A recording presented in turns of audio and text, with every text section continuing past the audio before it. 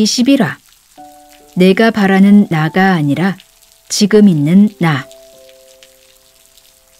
책이 지식 추구의 도구가 되면 알면 멀어지고 그 자리에 아는 것만 가득 차게 된다.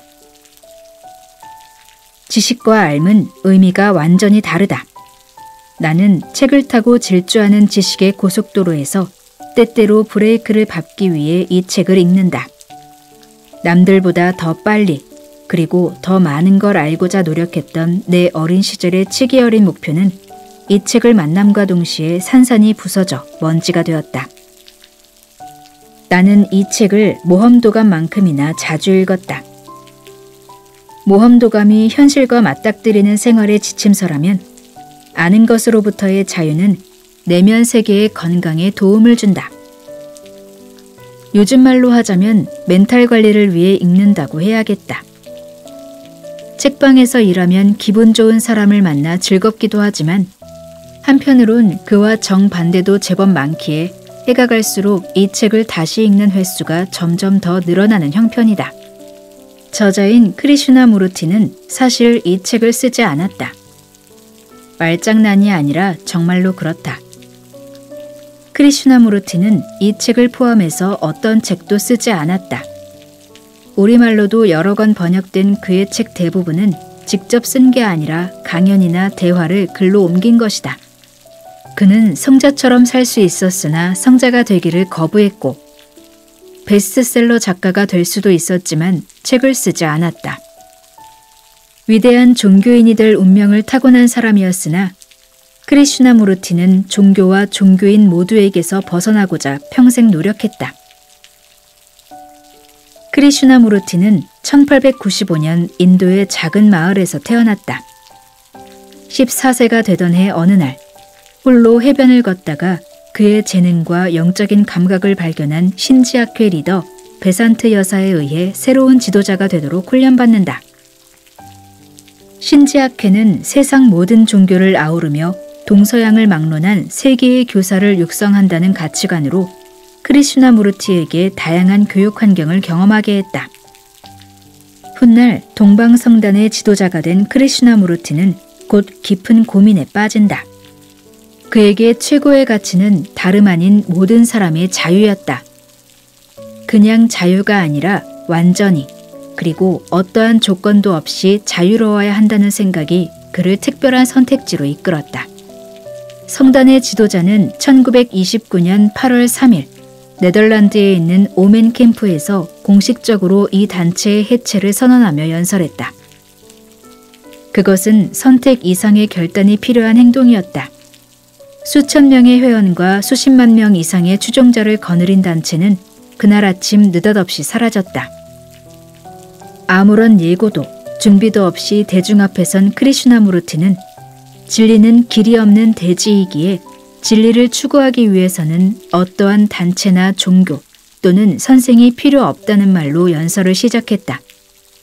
역사상 가장 유명한 문서 중 하나가 된 이 연설문은 크리슈나무르티가 언제나 품고 있던 가치, 즉 모든 인류가 완전하고 무조건 자유로워야 한다는 말로 끝맺는다. 나는 이 해체 선언문의 존재를 알았을 때 지도자의 길을 버린 이 미지의 인도 사람에게 강하게 이끌렸다. 누군가는 그를 진정한 성자라고 부르기도 했지만 아마 크리슈나무르티는 자기에게 그런 수식어를 붙이는 걸 좋아하지 않았을 거다. 그는 흔히 성자라고 불리는 오쇼 라즈니시나 마하리시와는 전혀 다른 길을 간 사람이다.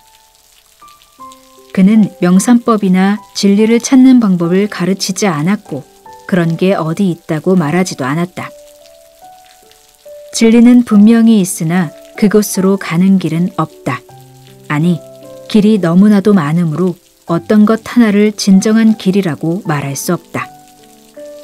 그래서 책을 번역한 정현종 시인은 이 책은 너무 있기 때문에 있는 흔적조차 없다 라고 첫머리에 썼다. 책방에서 일하다 보면 이와는 반대로 너무 있어서 그 흔적을 남기려는 사람을 종종 만난다.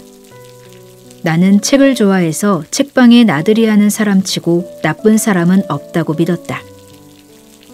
책방에 오는 사람들은 기본적으로 책을 즐기는 이들일 테니 말이다. 나는 그런 사람들과 만나고 싶어서 처음에는 일부러 온라인에서 책을 팔지 않았다. 책 한 권 사서 읽는 것도 큰 결심이 필요한 요즘, 인터넷 쇼핑이 아니라 몸을 움직여 책방에 오는 사람이라면 분명 마음이 책처럼 야무지리라 믿었다. 하지만 아니었다. 이상한 사람은 곳곳에 있었다. 산 좋아하면 다 괜찮은 사람이라고 하지만 산에서도 이상한 사람은 자주 만난다. 자전거나 수영, 음악, 미술, 야구 등등 무엇을 좋아해도 이상한 사람은 이상하게 산다. 그래서 내가 일하는 가게 이름을 이상한 나라의 헌책방이라고 지은 것은 아니지만 어찌됐든 책을 좋아하기 때문에 이상해진 사람들이 정말 많았다. 가장 흔한 부류는 자기가 아는 걸 뻐기는 사람이다. 자신의 높은 학력을 자랑하며 내가 모르는 걸 나는 알고 있다라는 식으로 대화를 풀어간다. 생활해보니 내가 아는 걸 상대방이 모르고 있을 확률은 그다지 높지 않다. 한 번은 학교 초청으로 초등학생 독서 캠프에 가서 짧게 강연한 일이 있다. 도서부원들을 대상으로 한다고는 하지만 아직 어린아이들이라 무슨 주제로 이야기를 해야 할지 처음부터 막막했다. 가벼운 얘기를 조금씩 하다가 중간에 여러분은 잘 모르겠지만 아일랜드 작가 중에 제임스 조이스라는 분이 있어요. 그분이 쓴 소설 중에 까지 했는데 갑자기 한 여학생이 내 말을 끊었다.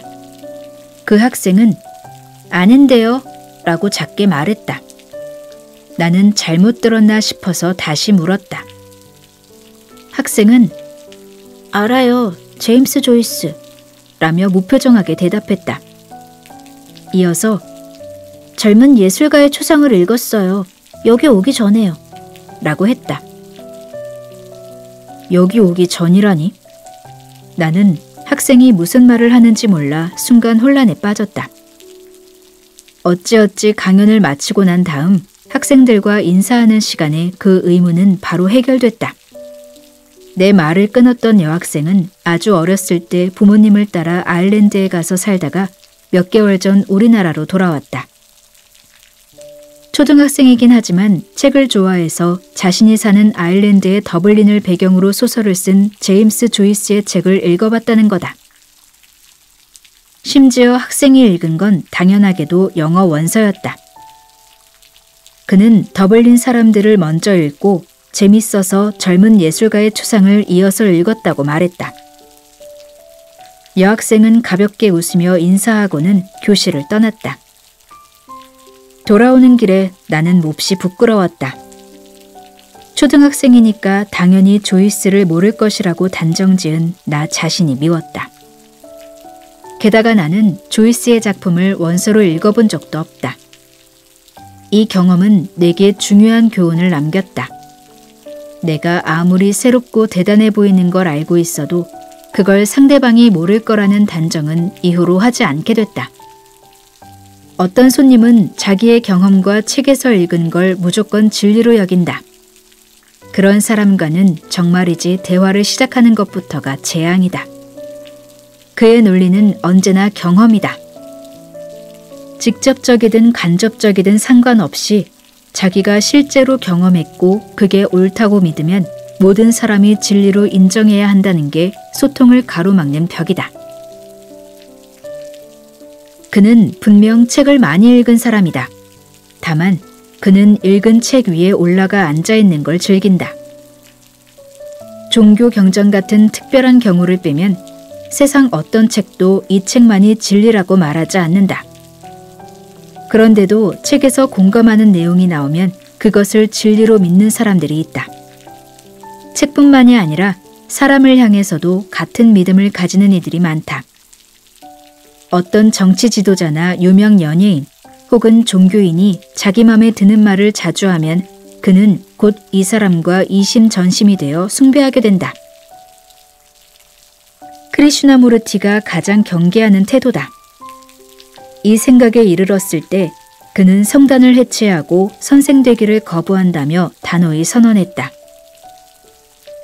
진리는 누구라도 가르칠 수 없고 어떤 단체나 종교 혹은 그 비슷한 걸 조직해도 그 안에 머물지 않는다.